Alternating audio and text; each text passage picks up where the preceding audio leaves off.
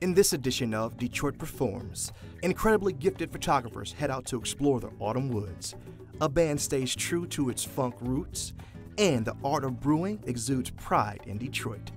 It's all ahead in today's episode of Detroit Performs. Major funding for Detroit Performs is provided by the McGregor Fund. Additional funding is provided by the Michigan Council for Arts and Cultural Affairs and the National Endowment for the Arts, and by contributions to your PBS station from viewers like you. Thank you.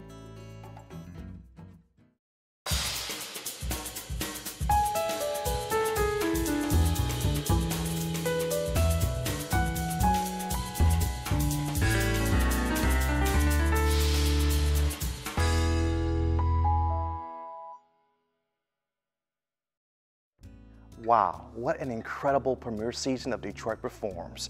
It has been such a pleasure giving you an inside look at Detroit artisans, art events, galleries, museums, and more. I hope you learned a little bit more about what this great city of ours has to offer its citizens as well as visitors from around the world. This is something to be proud of. And in fact, to show my pride, I'm going to take a look back at some of my favorite segments. Now, it was incredibly hard to choose, y'all, but here we go. First up, we meet a group of remarkable people who use camera technology to their advantage. With help from a professional photographer, their pictures create a voice once strained out by society. Here is SK and her crew of Shutterbugs. So we already talked about what we're going to do today. We're going to find alphabets in the trees, like a V. There's a V right there, see? There's a V. So we're going to try and find those, but I also want you to shoot whatever you see that's beautiful in these lovely woods. Yeah. Okay? Cool. All right, let's hit it. All right.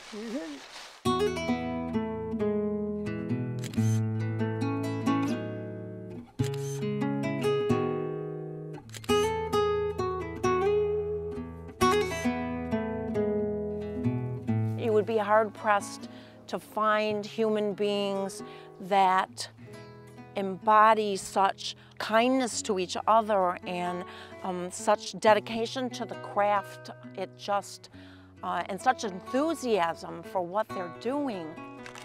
Hey, Hey, I love Frank's this gone thing. pro on me. They're the kindest people I've ever met.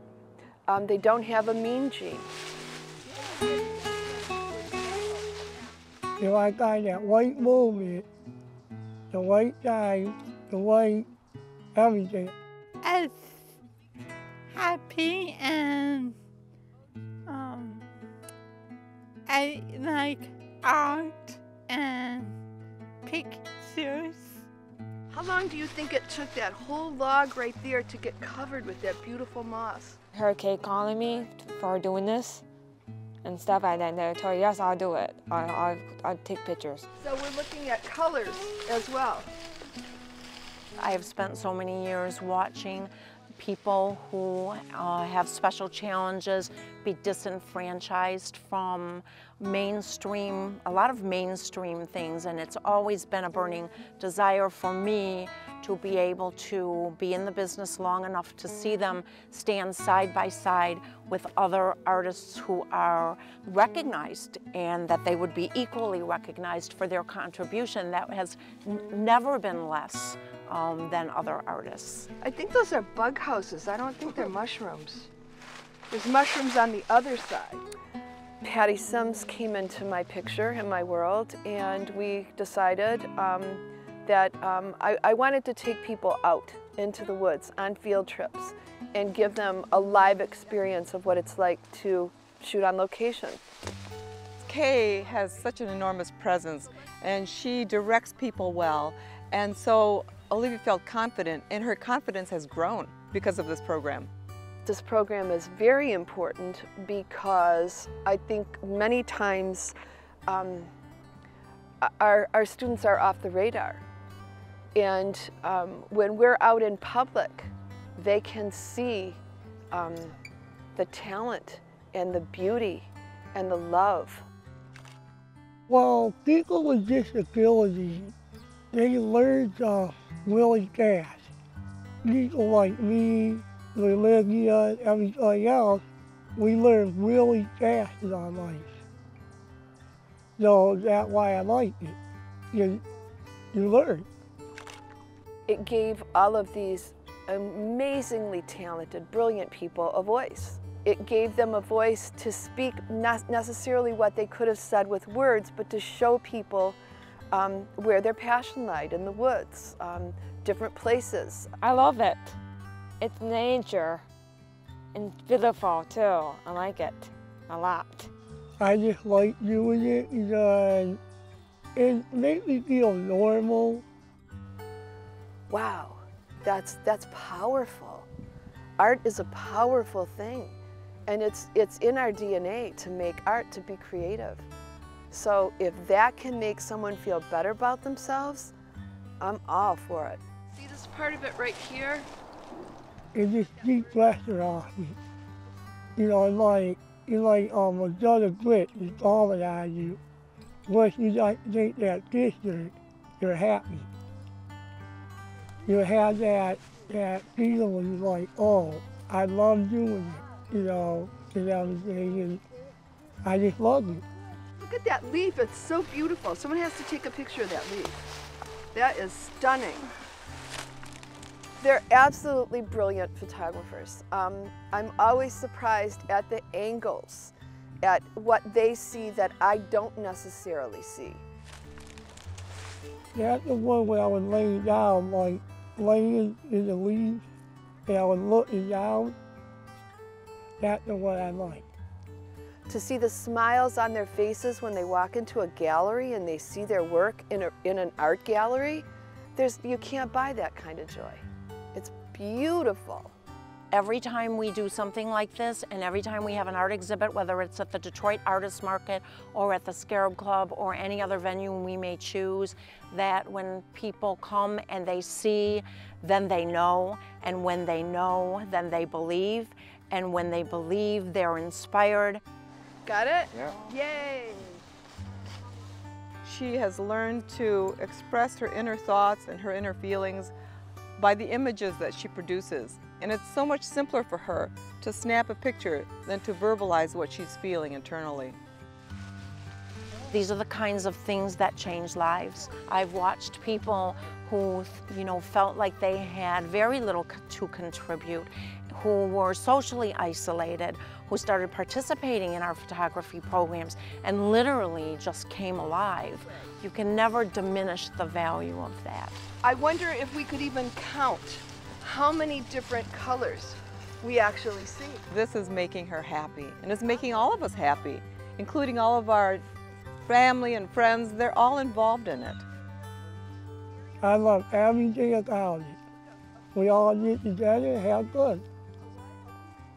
When we are out, it gives people a chance to see that, again, we're all from one big family, and that the talent and the brilliance and the love that is always shown with them toward each other, with the parents, with everyone who's involved.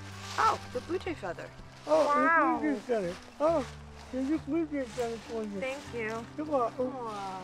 I see a gratitude that they have for the people who work with them, people like Kay, people like the parents who support. Yay! Oh, you got it. Great. Nice shot. I want to thank you, Kay, because I like to take pictures.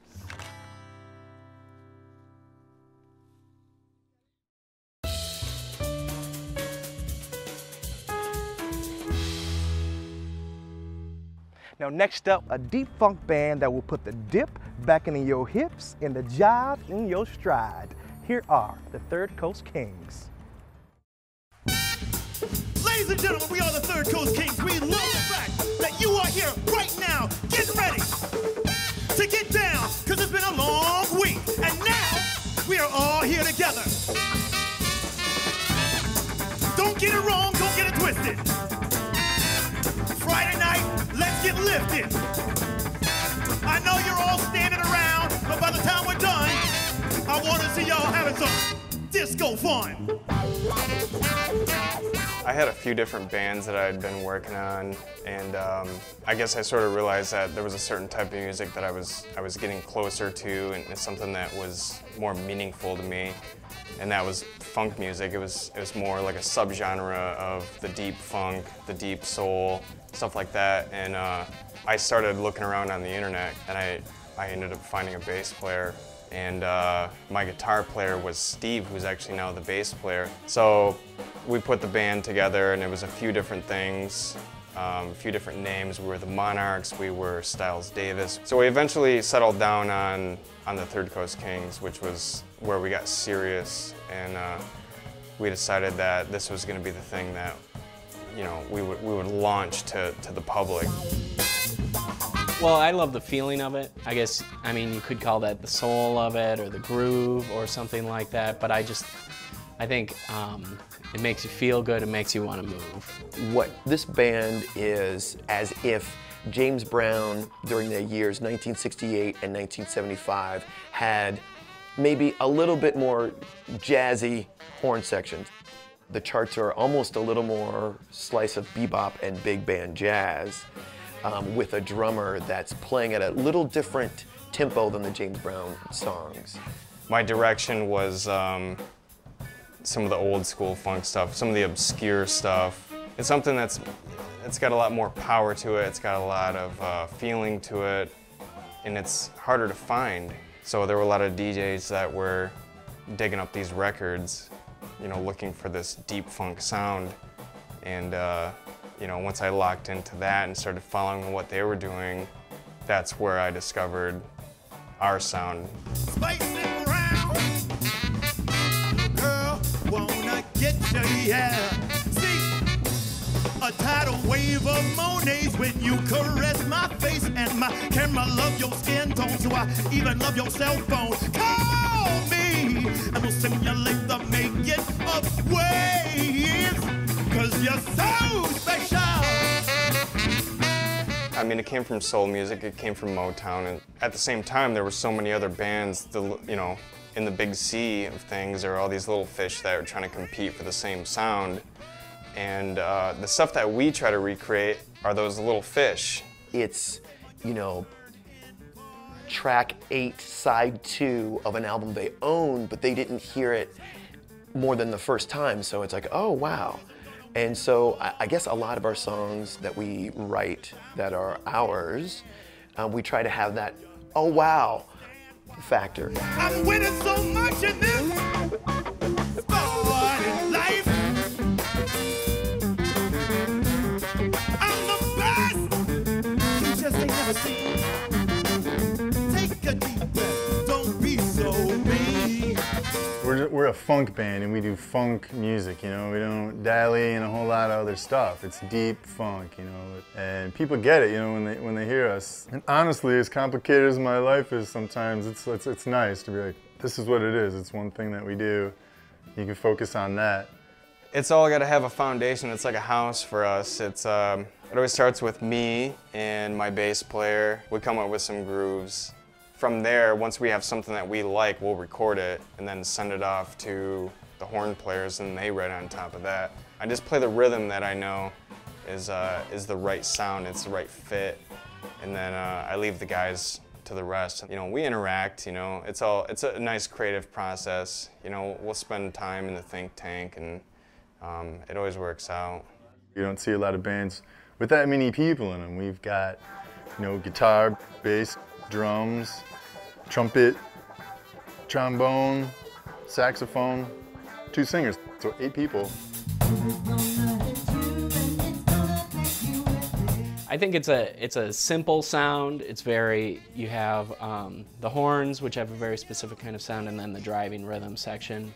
And I think we really try to make our music as simple as possible and kind of strip down to the style. I think that's where the deep funk comes in, is that it's really supposed to be just about that groove at the center of it all. Now imagine you are in a 1982 Cutlass Supreme, and you are driving down Woodward in Detroit, Michigan.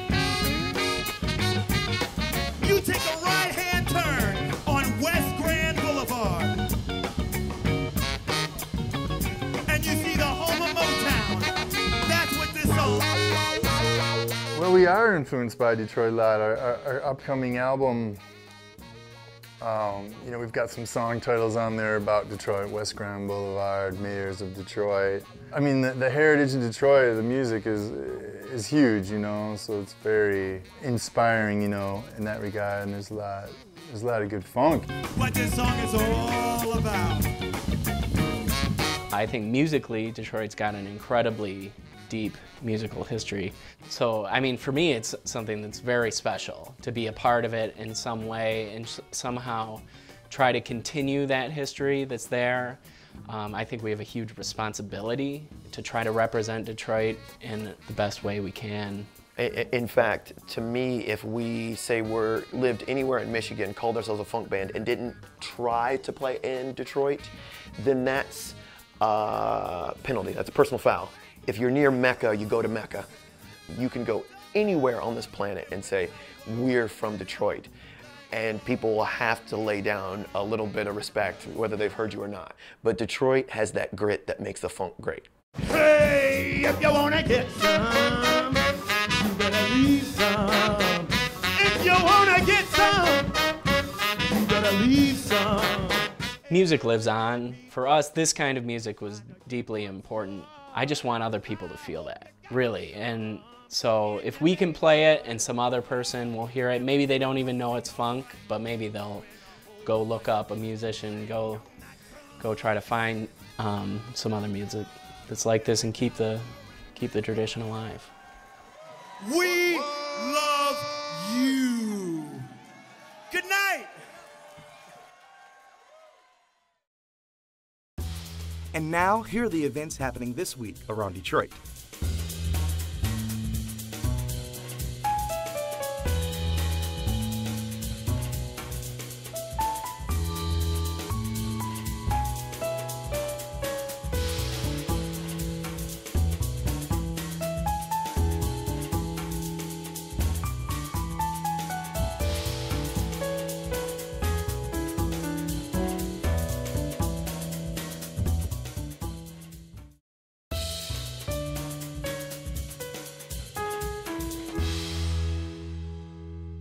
Now, next up is a Detroit brewery, which shows how creating something people really enjoy is not only an art, but produces an immense amount of Detroit pride.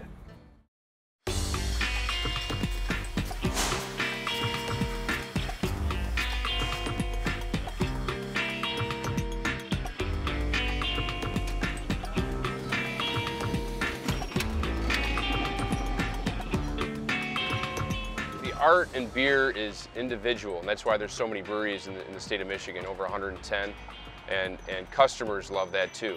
So each individual brewery has their own story, you know, has their own beers that they make, and that's the true art of it, because there isn't one beer that's alike.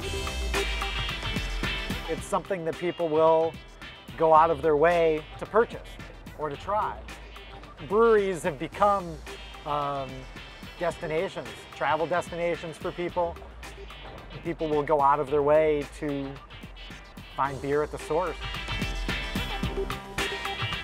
Yeah, I would compare brewing kind of like being a chef, where you have all these different ingredients available and you want to find the right combination to make a beer just the way you want it. And then it's also very rewarding when you make a beer that you like and you find out all these other people like it too.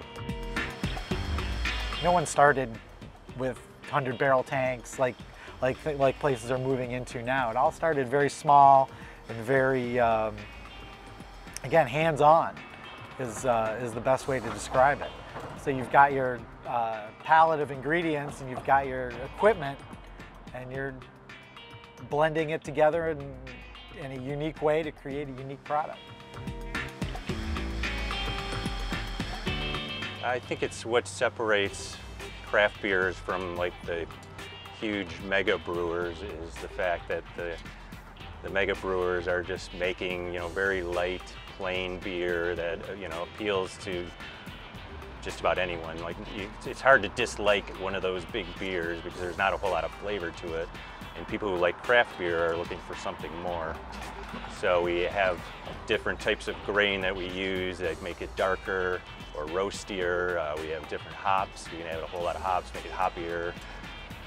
You're more and more getting into like sour beers, like Belgian style beers that are made in the US. So all these different things that have very distinct flavors that aren't for everyone, but they're more of like a gourmet product, really.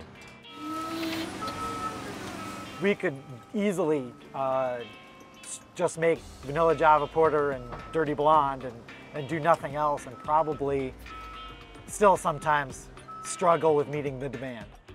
But as everybody likes, as an artist and in that realm, you always like to spread your wings a little bit and see what else you can do. You want to test your own limits, test the limits of your equipment, and it allows us to have a little bit of fun. Get all these different ingredients you can mix together in different combinations, gives you different results, and you can just play with things from there and alter things. You know, you can come up with a simple beer and then come up with variations of that beer. I mean, it's endless how far you can go with it.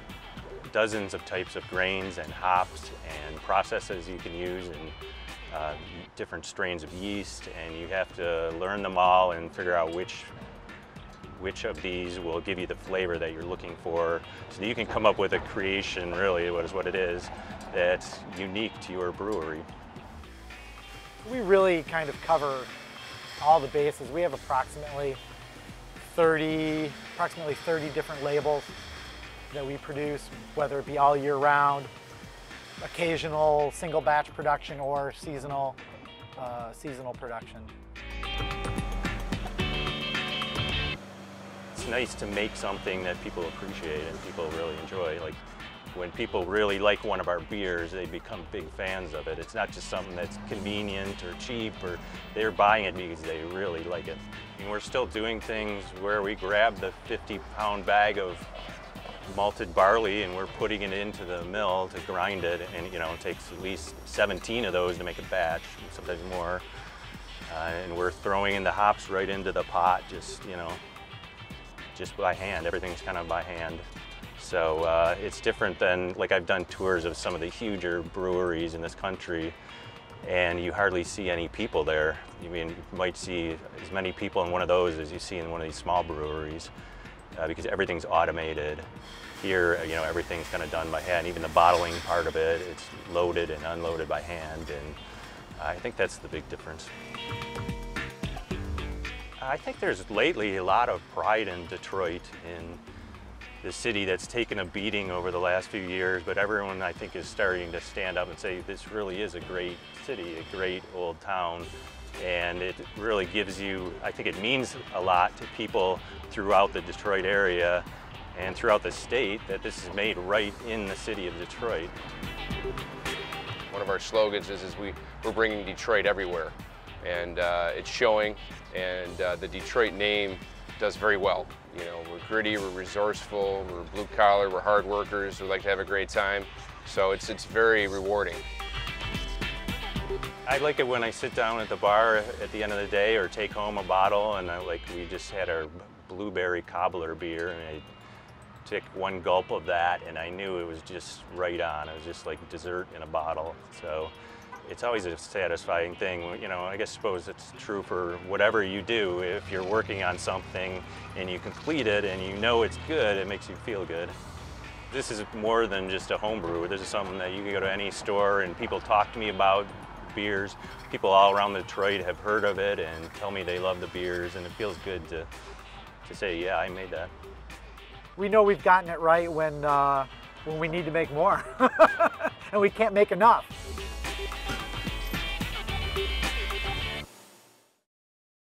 I cannot believe how many places I've been to this year. What a creative and exciting metro area we have right here at our fingertips. Get out there and explore, discover, and create for yourself.